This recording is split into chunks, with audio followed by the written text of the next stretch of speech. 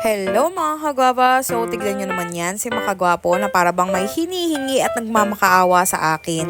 Tignan nyo, sino ba namang hindi maaawa sa mukha niyan kapag may hinihingi? And for sure, pag kayo ang tinanguhan ni gwapo ng ganyan, ay magbibigay at magbibigay po kayo. At tignan nyo naman yan, si Malupiton, kung paano maglambing sa kanyang mami. Para bang sinasabi niyang, mami, sa akin ka lang ha, at sa'yo lang ako. 'Di ba? Ganyan ka-loyal si Malupiton sa akin. Tignan niyo si Mighty Kid, parang teddy bear na nasa ilalim ng daddy niya. Kasi alam niyang daddy niya ang tagapagtanggol niya kapag inaaway siya ni Malupiton. Tignan niyo naman paano nga naman hindi mag-aalpa to si Malupiton.